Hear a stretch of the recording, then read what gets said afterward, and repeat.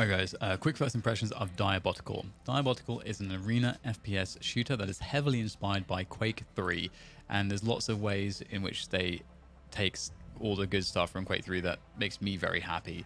It is a game that's been made by Too Good, who used to be a pro Quake 3 and Quake 4 player, and I actually played on a team with him in Quake 4, so great to see that he has highlighted this lack of arena FPS. There's a real lack of the arena FPS gameplay in modern esports, and it's something that we've really been missing out on, and generally the attempt at arena FPS feels like a huge departure to what made classic arena FPS so compelling. And what he has done is brought that back with Diabotical, and I think he's done a great job in that, as well as his team who's helped him along the way.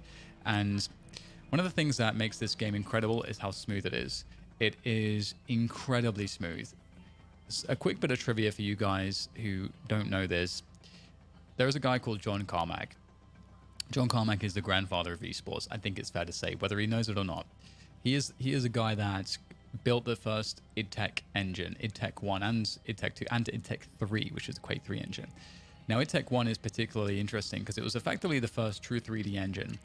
However, his philosophy in his design of the engines is what really stands out and what makes him the grandfather of esports.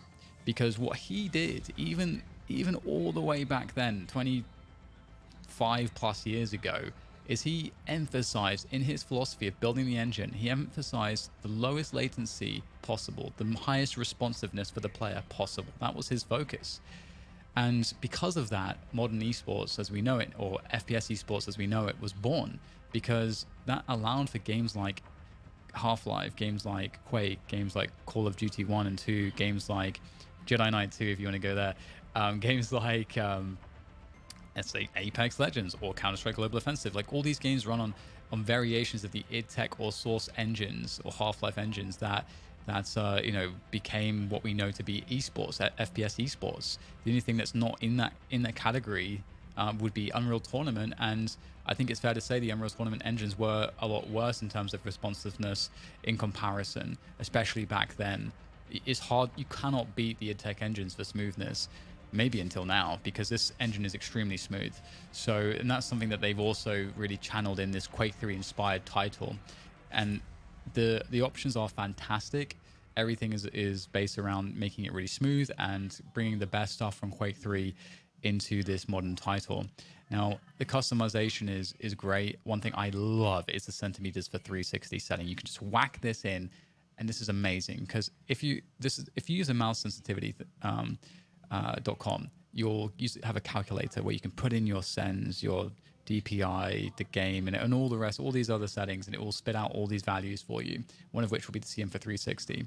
Now, I don't need to know what my Windows sensitivity is, my in-game engine sensitivity is, my driver sensitivity, my DPI, my whatever else. I don't need to know any of that. I just need to know the CM for 360, and then I can know how fast your senses or my senses relative to one another, and it's just one clean measurement. Don't need anything else. It's none of this, oh, I've got sens 4 at 400 DPI and 6 Windows sensitivity and this, that, and the other. None of those calculations, just this. And they put it in the game. I love it. And they have some presets here. I'm sure they'll build this out as the game gets more time to be developed now that it's launched in closed beta. So this is great. Got the zoom sensors as well. They also included one of the most important Quake 3 things, which is the highest level of customization when it comes to your weaponry and how you handle them. So FOV, brilliant. You can have different FOVs for every different gun that you want to be using in the game. And I would say that for those of you that are Battle Royale literate, when you use ADS, aim down sights, and different scopes, you're using different FOVs, which changes your effective sensitivity, but whatever, we won't go into that.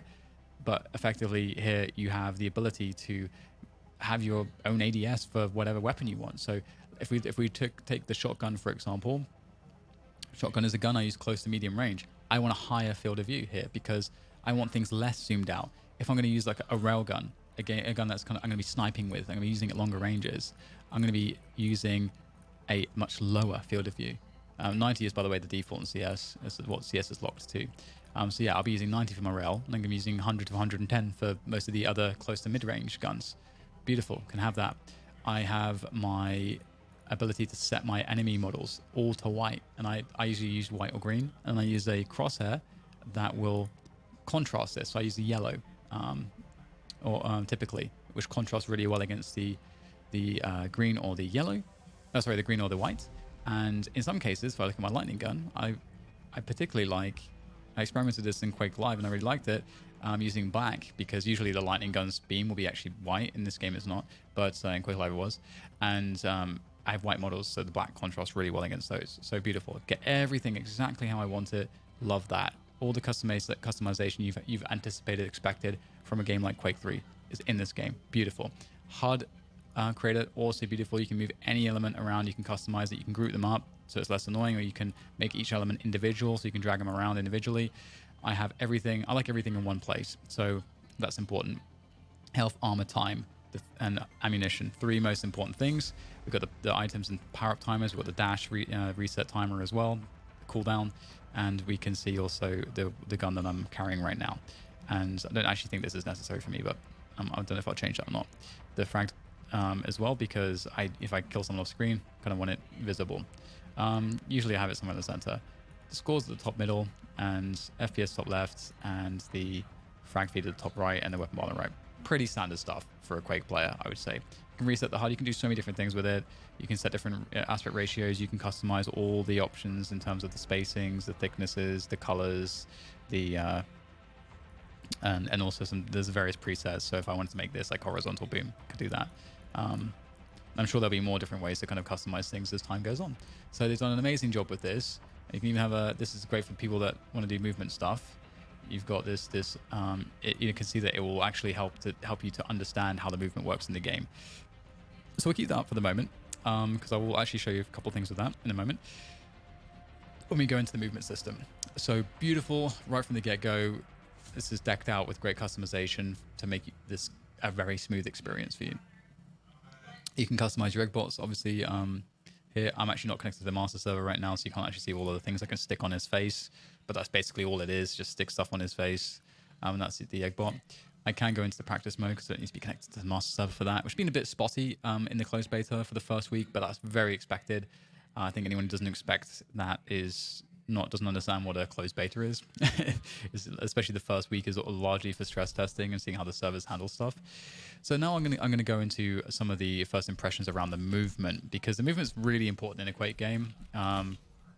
So it's this classic vanilla Quake 3 movement. Everything you would expect from Quake 3. We're not looking at bunny hopping or anything. We're just looking at just classic strafe jumping. So the way that it would work is, when you're strafe jumping, and you're going to be able to see this, if you don't understand this idea, if you've never seen this before, it might go over your head until you get in the game. So just don't worry too much. It's very intuitive once you kind of actually are doing it. But you don't just kind of jump around like this. You can see that when I'm running forwards, it's 320 up UPS, which is units per second, which I think it's 290 in CS or 280, I forget. Anyways. So if I'm just jumping forwards and just holding jump and pressing forwards, you can see that nothing's happening for my units per second. So getting speed is about strafe jumping. And so first of all, we start with a circle jump. And I could explain the mechanics behind this, but that's maybe a video in of itself. But so what we do is we press forward. We want to make a 90-degree turn to the direction we want to go in. So I'm going to go straight towards this little egg bot over there. So what I would do is I press forwards and left, and at the same time, and move the mouse in a 90-degree turn. Simple as that. That's the circle jump. Boom. You can see already I've gone almost over 100 ops more. 459. So that's a pretty good one. If you get to like over 430, 420, you're doing a pretty good job. Got 40, 80 there. And that's just off the circle jump. And look how different that is to doing this, right? So that's your circle jump. And once you complete the circle jump, you got to keep it going. So now we've got the strafe jumping, and we're going to do single beat strafe jumping, and that means that each time you jump, you alternate the strafe key as well as the direction you're looking. So circle jump, and you can see that my speed is going up. Excuse me, sir. So it's respawned around my face. Okay. So yeah, that's strafe jumping. So very simple. Again, this is not like a strafe jump explainer video, so I won't go too much into it. And it works, you get the 2-beat strafes where you do 2 one side, 2 the other side. And you get your half beat as well. That works also. For those who know what half beat is, half beat's very weird to explain. It's not the most ideal place to strafe jump, but this is half beat. You can see I'm still getting a lot of acceleration. So yeah, very classic in terms of movement. Another thing that's amazing, and I love this, this makes me really giddy that they included this, because they would have deliberately done this because it was obviously a bug from the first game, is they included clipping. So clipping is the ability to more fluidly move around the map effectively by being able to literally clip through objects. You see how I like moved through the corner there like it didn't exist? Now the way this works is based on the speed and the angle you take, you'll clip through the object. So if I'm going extremely fast, you see this in trick jumping movies, I could probably land here and clip through this half of this box basically. But because I'm not going very fast, I have to kind of clip through just a little bit of the side. I'll try to get a better one here that's a bit more obvious. And there's a bit obviously there's the feeling for this. You got to figure out kind of like being able to judge the distances. Like there's a good clip where I can clip through this. You can see I just clipped through the edge of that. I love that they included that, because I think that with movement that's like this, we don't get the bunny hopping. I love that you get that option to kind of more fluidly move around the map. I think that's brilliant that they included that. One thing they didn't include from Quake Live, which I really like, is something called ledge grabbing. Ledge grabbing is this idea that with the jump pads, you have all this, like, look at all this floatiness. I've got all this hang time. So Quake Live added this thing where when you go up a jump pad, I won't actually be able to really show you very well here, but let's say this jump pad was right here, and I go straight up, and I'm like hanging out all the way up there. In Quake Live, you'd be able to press space and grab onto the ledge, so it cuts the hang time of all this. You just clip onto the ledge. Now, one of the things about jump pads, and I actually, James, because I was mentioning this on my stream, and James was like, yeah, people wanted that ledge grabbing, but I didn't let them have it, basically, which I love that he made that decision, because the point of a jump pad is that the jump pad is a way to get from low ground to high ground very quickly with the cost that you have this hang time, that you have this predictable movement, you can't dodge, you're in the open. That's the whole point of it. By ledge grabbing, you kind of remove that idea. And so that kind of sucks for mappers, because what they've added in is this, like low ground to high ground. I can get up there really quickly with this little ledge. It's cool. So that's one option for mappers. The other cool thing they added in, which is new, is the ability to actually get a boost, which is amazing. Feels really good. So I love that. Feels fantastic. And if you want to go low ground to high ground, and you're a mapper making a map, and you don't want it to cost the player anything, there's teleporters for that, right? They have teleporters for that. So the fact that you have jump pads where you could ledge grab, to me, makes no sense, because you got teleporters and you got these lifts. They each do different things. So don't make one thing do the same thing as something else. It doesn't make sense. So yeah, I'm really happy with the movement. Another thing that's really cool here is that you see in a lot of modern games, you've got this big hammer or toothbrush looking thing. You'd expect that this would hit this guy, but it's not. Why is that? It's because this game is responsive, and when you click, it hits the guy. It doesn't care about where the animation is, and I really like that. I think that's really awesome. I think that's better, because a lot of games they'll want to wait for the animation, because they think that that's more intuitive. But there's a difference between intuitiveness and responsiveness in this case. And we're playing Quake, so we want it to be responsive. Right, so in terms of movement, really, really happy with all the things they've added. The last thing to mention, which is also new, other than this jump here, is a dashing mechanic, which is really cool. So I'm zooming around the map. If I wanted to change direction, I'd have to like stop and then actually circle jump again, and so on and so forth. But here you can go boom. Little dash mechanic, and this is really cool for kind of, as I said, changing your direction quickly. Maybe I'm going forwards, and then I want to be like, want to go backwards straight away. Or you can get in a fight quickly, out of a fight quickly. You can dodge out of these little. Oh, hang on. Dodge out of these little abilities if you're stuck in one that's negative. This is actually a healing one, so I actually want to stand here for a little bit. You can get you out of those quickly. Or you can make yourself more unpredictable in a fight, which is also great. I love that too. I think it's a great addition. Normally I don't like dodge jumping, but it actually works really well in this implementation, so I'm a fan of that too. The other thing as well is they've got these, so I don't think I can actually bring these out in this game mode. I don't think I can, but I can show you the healing ones. This is a healing one. You can see this kind of orb that's created. So this size is kind of consistent between all of them. There's one that's a gravity well that sucks players into the center of them for a brief moment, and there's ones which will slow you down when you move through them. And you have one which is just a smoke grenade, which is actually amazing. It's kind of this orb of smoke, which is really cool. And you also get one which is it's kind of like a quad rocket jump from Quake World. So if you imagine how high I got up here, imagine 4 times that. That's like what that's what one of the kind of Wii balls does. That's what they're called, Wii balls. So I like this as a kind of tactical addition to the game. I think it makes it a lot of fun. They are tactically applicable. They don't really feel like they're game breaking in any way. It's not like a click to win button either from Overwatch or something. It actually works really, really well to complement the gameplay but not take anything away from it. You got your plasma jumping as well, which I didn't cover, and your grenade jumping and all the usual stuff. And this is really cool because, you know, for example, like if you're a Quake player, you know, there's so much creativity you can have. So let's say, oh, I want to get up there. Okay, well, let's plasma climb. Boom, now I'm up here. Or let's say you want to make a circle jump to get you across an object, just one jump, and you're figuring out, okay, how can I make this work? You know, I actually already did a good example of this. So there's this little platform here. Maybe I can make it. Oh, it's a little bit tough. See if I can make it in one jump. Okay, so it's a little bit tough to get over here for some reason. I don't know why I can't even jump on this object, but you'll see that if I try to plasma jump this, just one little bolt, I can actually make this. I made this earlier. I don't know why I'm failing now, but so there's like lots of applications in terms of the movement system and in the classic ways you'd expect for a Quake game, which is absolutely brilliant. And you can do lots of trick jumps on any kind of a map. So I can just throw a grenade up in the air and see if I can time this right. Ooh, I made it. So there's lots of cool stuff you can do.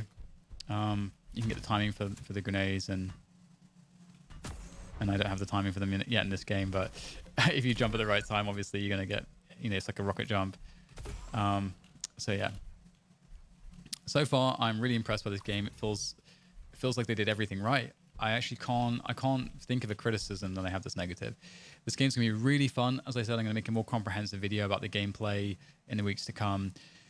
And I think you guys should pick it up. They're going to introduce TDM and Duel and ranked play. And when they do that and you have something to play for and you start seeing the real proper gameplay, not just like the aim warm-up that is Clan Arena, you're going to really start to see, I think, what the game really looks like. And it should be a lot of fun. But I think I've shown you pretty much everything that I wanted to show you. So yeah, if you have access to the game, happy fragging. If not, I hope you are able to find a key, and I hope you get to play what is effectively a modernized version of Quake that I think has a huge potential to be really fun, and maybe we'll see a return to real Quake gameplay in esports. Thanks for watching.